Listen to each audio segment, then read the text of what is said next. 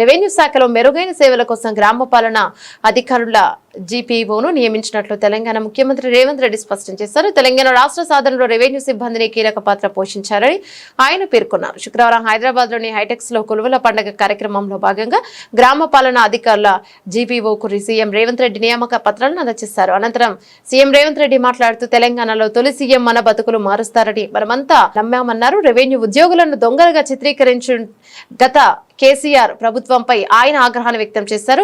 ప్రజలను దోచుకున్నది రెవెన్యూ ఉద్యోగులే అన్నట్లుగా చిత్రీకరించిందని ఆయన విమర్శించారు. భూమికి తెలంగాణ ప్రజలకు విడదీయరాని అనుబంధం ఉందని సందర్భంగా ఆయన అభిప్రాయపడ్డారు. చరిత్రలో భూమి చుట్టూ జరిగిన ఉద్యమాలు ఎన్నో ఉన్నాయని పేర్కొన్నారు. గతంలో కాంగ్రెస్ పార్టీ అధికారంలో ఉన్నప్పుడే పోడు భూముల పంపిణీ చేసిందని గుర్తు చేశారు.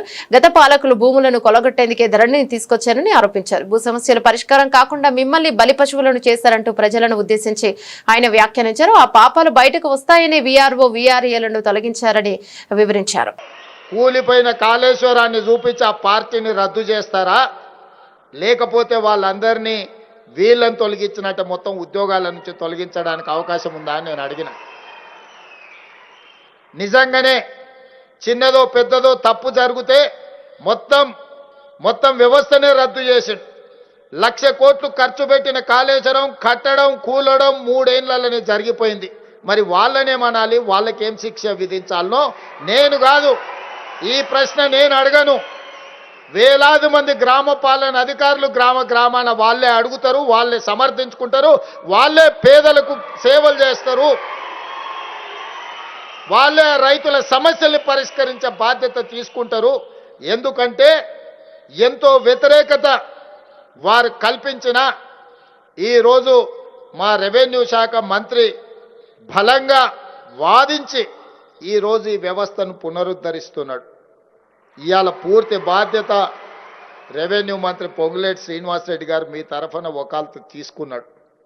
నాకు వారి పట్ల మీ పట్ల సంపూర్ణమైన విశ్వాసం ఉన్నది, నమ్మకం ఉన్నది. తెలంగాణ సాధనలో భాగస్వాములైన మీరు, ప్రజాపాలన అధికారంలోకి రావడానికి భాగస్వాములైన మీరు ఈ ప్రభుత్వానికి చెడ్డ పేరు వస్తే నాకు, మీకు, మీ సోదరుడు పొంగులేటి శ్రీనివాసరెడ్డి గారికి కూడా చెడ్డ పేరు కాదా? ఇవాళ అందుకే ఏ చెడ్డ పేరు రాకుండా ఖచ్చితంగా మంచి పరిపాలన అందించి భూభారతి చట్టాన్ని అమలు చేయడమే కాదు, సాదా బైనామాలను కూడా ఎక్కడ వివాదాలకు తావు లేకుండా ఖచ్చితంగా మా గ్రామ పాలన అధికారులు అమలు చేస్తారని మంత్రివర్గానికి నేను హామీ ఇచ్చిన.